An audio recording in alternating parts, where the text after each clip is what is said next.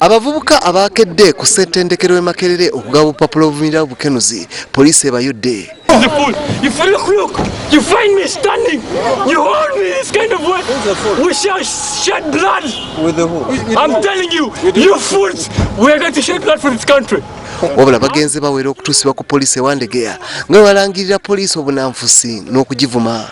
Olutuusiddwa ku poliisi basanze eyali omulabirizi omubeezi wa Kampala Dr. Zac Niringiye nga yatuusiddwayo dda.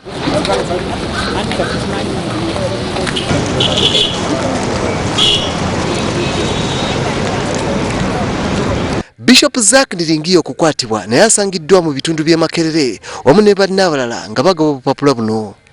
Poliisi ebayodde nebagalira okumala essaawa eziwera okutuusa lwe bayimbudde ku kakalu kaayo.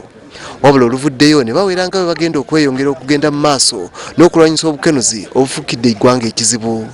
Zac Niringiye alagiddwa okweyanjula ku poliisi nga 14 February ate abalala ne balagirwa okweyanjula ku poliisi nga 11 February.